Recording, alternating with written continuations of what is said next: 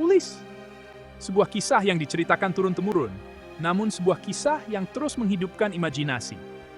Ini adalah kisah seorang pahlawan bernama Ulis, seorang pahlawan yang berjuang untuk kejayaan dan penaklukan, tetapi akhirnya mendapati dirinya jauh dari rumah. Ithaca, jalan pulangnya penuh dengan rintangan dan bahaya. Ulysses mewakili perjuangan batin yang kita semua hadapi. Dengan keberanian dan kebijaksanaan, cuma hapelistin. Snart mereka menyumbang kebi, sekali pada ilat, boleh dieti, di ruangan deskripsi.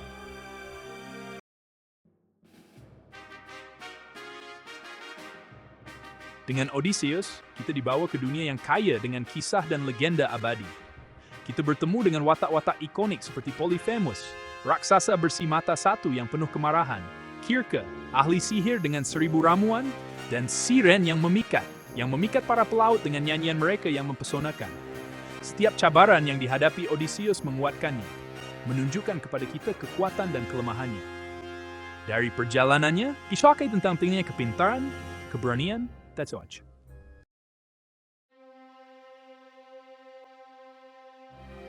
Di tengah-tengah kisah epik ini, kita bertemu Odysseus, seorang pahlawan yang jauh dari sempurna. Dia terkenal dengan kepintarannya yang tajam, keberaniannya yang tak tergoyahkan, dan kecerdikannya yang telah mengilhami banyak cerita. Tetapi Odysseus juga sangat manusia, tidak kebal terhadap kelemahan, mampu menyerah pada godaan dan nafsu manusia, seperti kemarahan dan kesombongan. Walaupun terdapat kecacatannya, Odysseus memiliki tekad yang tak tergoyahkan, keinginan yang tak terleran untuk pulang kepada keluarganya.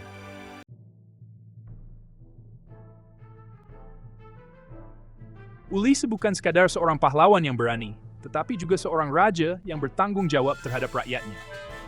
Sepanjang perjalanannya, dia terpaksa membuat keputusan yang sukar dan seringkali terpaksa memilih antara anak kapalnya dan matlamat pribadinya. Dugaan ini menunjukkan kekuatan dan keupayaan kepimpinannya, walaupun memerlukan pengorbanan pribadi yang besar. Kepimpinannya tidak pernah tanpa keraguan dan renungan, menunjukkan betapa kompleksnya peranannya.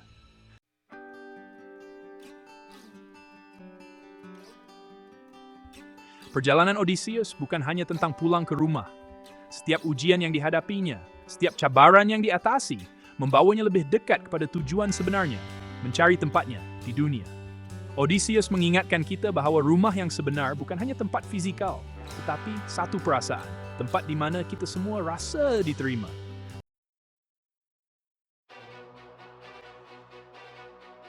Perjalanan Odysseus bukanlah mudah.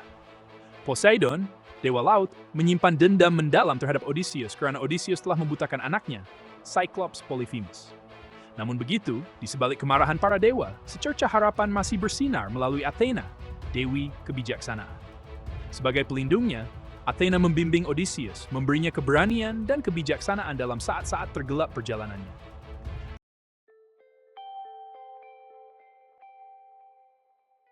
Selain kemarahan Poseidon, Odysseus terpaksa menghadapi pelbagai lagi cabaran. Siren, dengan nyanyian mereka yang memikat, menggambarkan godaan dan bahaya yang menunggu Odysseus. Circe pula melambangkan kuasa transformasi. Pertemuan-pertemuan ini menunjukkan kebolehan Odysseus untuk menyesuaikan diri, belajar dari kesilapan, dan mengatasi rintangan untuk meneruskan perjalanannya.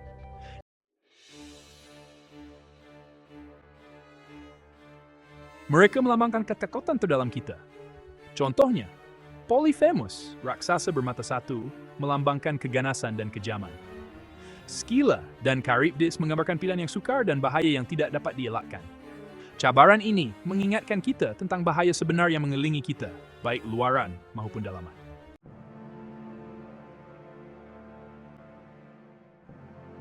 Odysseia bukan sekadar kisah pengembaraan. Ia adalah pengajaran mendalam tentang nilai-nilai kemanusiaan. Odysseus, yang sentiasa menghadapi rintangan dan kesukaran, melambangkan semangat kepahlawanan dalam setiap bentuknya. Dia melawan makhluk mitos, menentang kemurkaan para dewa, dan mengharungi lautan yang bergelora. Odysseus tidak pernah berputus asa. Dia mencari kekuatan dalam dirinya untuk terus hidup dan pulang ke rumah. Als spav, pravovlus, adsuinmulstut, pondainli mini lastutis. Why plus? Mrekshing, thing.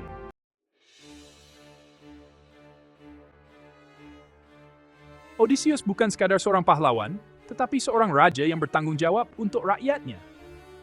Kepimpinan bukanlah tugas yang mudah, tetapi beban berat yang Odysseus pikul dalam perjalanannya. Setiap keputusan, setiap perintah yang diberikannya memberi kesan kepada kehidupan anak buahnya.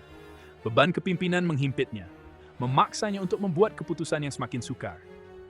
Namun begitu, Odysseus tidak pernah melepaskan tanggung jawabnya sebagai pemimpin.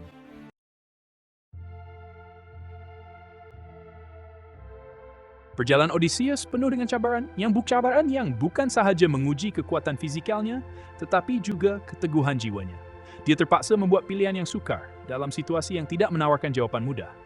Odysseus mengingatkan kita bahwa hidup ini adalah rentetan keputusan, dan keberanian sebenar bukan hanya ditunjukkan di medan perang, tetapi juga dalam kemampuan untuk membuat keputusan yang sukar.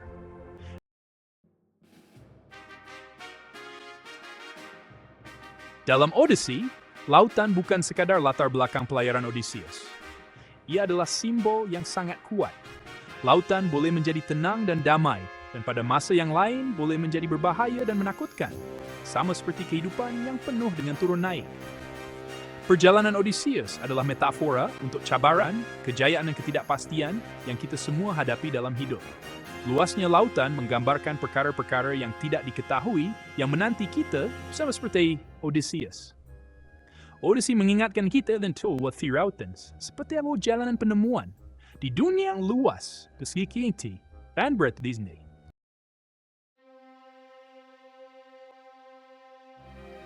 Laut ini, dengan segala keindahannya, mengingatkan kita bahwa ada perkara yang tidak dapat kita kawal. Seperti Odysseus yang dilambung ombak dan angin, kita semua adalah bidak dalam permainan takdir. Ketidakpastian yang berterusan ini mencerminkan kehidupan itu sendiri, di mana kegembiraan dan kesedihan, kemenangan dan kekalahan, boleh berubah dalam sekelip mata. Kisah Odysseus memberi inspirasi kepada kita untuk berani meneroka laluan yang tidak diketahui, mengenai manusia. Peristiwa yang dapat diperhatikan. Lautan, dengan ributnya yang dahsyat, menjadi ujian sebenar bagi pribadi Ulysses. Di tengah-tengah amukan alam, keberaniannya yang sebenar diuji. Setiap cabaran mendorongnya untuk melihat ke dalam dirinya. Setiap kali dia berhadapan dengan raksasa yang menakutkan, setiap ribut yang dia tempuhi, menjadikannya lebih kuat, membentuknya menjadi seorang pahlawan sejati. Lautan menunjukkan kekuatan Ulysses, tetapi lautan juga menawarkan ketenangan dan kedamaian. Itu yang meleburkan harapan dan peluang untuk mula semula. Kisah Ulysses mengambil tinggi gitar bahami diciting niri, film yang setia sedih berubah. Setelah bertahun-tahun menghadapi cabaran dan rintangan, belayar di lautan luas yang tidak diketahui dan menghadapi pelbagai bahaya, Odysseus akhirnya ternampak tanah airnya, Ithaka, di kejauhan. Inilah saat yang selalu dibayangkannya, saat yang dirindukan oleh hatinya, satu petanda bahwa perjalanan yang panjang dan berbahaya telah berakhir, dan lembaran baru bakal bermula dalam hidupnya. Namun kepulangan Odysseus bukanlah peristiwa biasa, tetapi momen yang syarat dengan emosi mendalam. Satu gempa bumi telah menggegarkan segalanya, memberikan cabaran baru kepada wira kita. Ithaka, yang dulunya lambang kebahagiaan dan kestabilan, kini menjadi tempat yang tidak dikenali. Peredaran massa dan ketiadaan rajanya terlihat di mana-mana. Dan Odysseus sendiri bukanlah lelaki yang sama seperti ketika dia meninggalkan tanah airnya bertahun-tahun yang lalu. Kepulangan ke Ithaka bukanlah pengakhiran, tetapi trainway.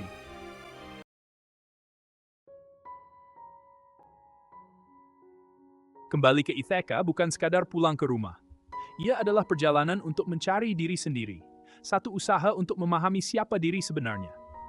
Jauh dari pulau kelahirannya, jauh dari tanggung jawabnya sebagai raja dan ayah, Odysseus telah belayar merentasi lautan luas, kehilangan segala-galanya, tanpa arah tujuan. Dia berhadapan dengan raksasa yang mengerikan, menghadapi kemurkaan para dewa, dan mencabar maut. Semua ini memaksanya untuk melihat ke dalam dirinya, untuk bertanya, untuk berubah, untuk mengatasi batas kemampuannya. Kembali ke Ithaka adalah peluang untuk membina semula jati diri yang telah hancur, untuk menyatukan kembali siapa dirinya dahulu dengan siapa dirinya sekarang. Dia harus mencari kembali tempatnya, bukan hanya di atas tahta, tetapi juga di hati Penelope, yang kesetiaannya telah diuji selama bertahun-tahun menunggu, dan dalam kehidupan anaknya, Telemachus, yang membesar tanpa seorang ayah. Ia bukanlah perjalanan yang mudah, Odysseus harus menghadapi keraguan, pertanyaan, dia menyangka di Selau Portugis Selau Anjaranya.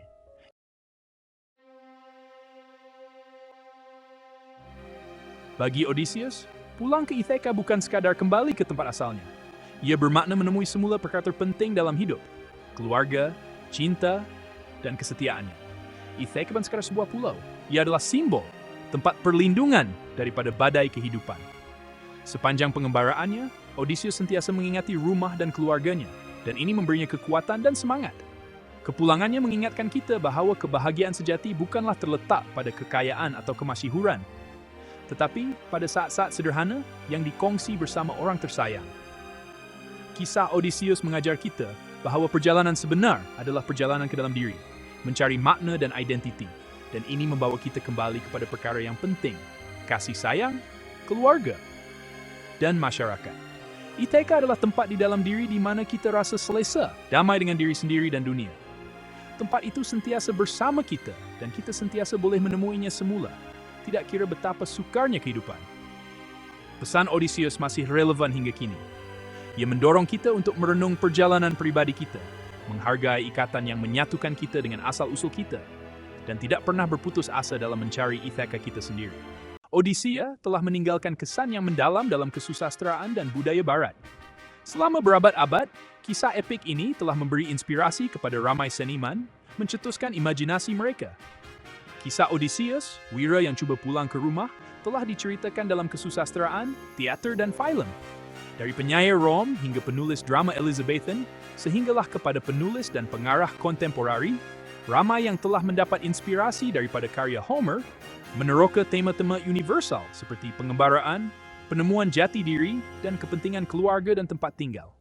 Dengan tema-tema malar segar dan watak-watak yang tidak dapat dilupakan, Odysseus mengatasi batas waktu dan budaya, menjadi sumber inspirasi seni yang tidak pernah kering. Tetapi pengaruhnya tidak terhad kepada seni sahaja. Watak-watak seperti Penelope atau raksasa Polyphemus telah menjadi sebahagian daripada bahasa seharian kita, menjadi simbol kecantikan, ketabahan, atau dendam. Dengan kerelevanan abadinya dan keupayaannya untuk menjangkau khalayak yang luas dan pelbagai, Odysseus telah membentuk cara kita melihat dunia, nilai-nilai kita, dan apa yang dimaksud sebagai seorang wira sejati. Kisah Odysseus bukan sahaja memberi inspirasi kepada orang zaman dahulu. Kita dapat melihat pengaruhnya, terutamanya dalam dunia perfilman, di mana banyak film telah diilhamkan oleh kisah purba ini. Contohnya, film adik-beradik Coen, Oh Brother, Where Art Thou? Atau Cold Mountain oleh Anthony Minghella. Walaupun berlatar belakangkan zaman dan tempat yang berbeza, film-film ini berkongsi tema yang sama seperti pengembaraan, kerinduan terhadap rumah, dan kepentingan keluarga. Film-film moden ini memberikan konteks kepada kisah purba ini dan menunjukkan bagaimana mesej Odyssey masih relevan sehingga kini. Dalam dunia kesusastraan, juga kita dapati banyak contoh pengaruh Odyssey. Ramai penulis, seperti Margaret Atwood dalam novelnya The Penelopiad, atau James Joyce dalam karyanya Ulysses, telah menjelajah Odyssey dari perspektif baharu, menawarkan interpretasi baharu tentang cerita dan watak-wataknya. Karya-karya moden ini memberi penghormatan kepada karya asal dan, pada masa yang sama, menimbulkan persoalan baharu. Ini menunjukkan bagaimana Odyssey masih mampu merangsang pemikiran dan kreativiti hari ini. Odyssey bukan sekadar kisah purba, tetapi sebuah karya yang hidup bersama kita selama beribu tahun dan akan terus mempengaruhi kita di masa hadapan. Ini menunjukkan kesejagatannya dan kerelevanannya yang abadi.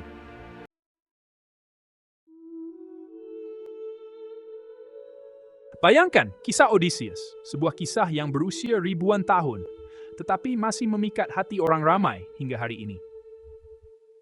Perjalanan Odysseus bukan sekadar pengembaraan, tetapi seperjalanan untuk mencari makna hidup dan jati diri, tema yang sentiasa relevan tanpa mengira usia atau budaya. Odysseus mungkin tidak sempurna, tetapi dia seorang pahlawan yang sangat berperi kemanusiaan. Dia mengingatkan kita bahwa keberanian sejati terletak pada menghadapi kesukaran, mengatasi rintangan, dan tidak pernah berputus asa. Perjalanannya penuh dengan cabaran dan pertemuan bermakna yang mengajar kita untuk tidak hilang harapan, untuk menjadi bijak, dan mengenali kepentingan kasih sayang dan kesetiaan, nilai-nilai yang sentiasa penting. Kisah Odysseus sebenarnya adalah kisah kita semua. Sebuah perjalanan penemuan dan pencarian jati diri, kembali ke akar umbi, apa yang menjadikan kita manusia. Marilah kita mengikuti jejaklah Odysseus dan memulakan perjalanan pribadi kita sendiri untuk mencari Ithaka kita, tempat di dalam diri kita, di mana kedamaian dan keharmonian bersemayam. Terima kasih ini, Anipra, dan untuk menekan sokongan Anda, saya kemudian suka melanggan saluran ini dan tekankan video ini. Jika Anda menikmati video ini, jika cuma suji, lihat hat plus Arab. Fadli, and Anda boleh mentawaran istimewa.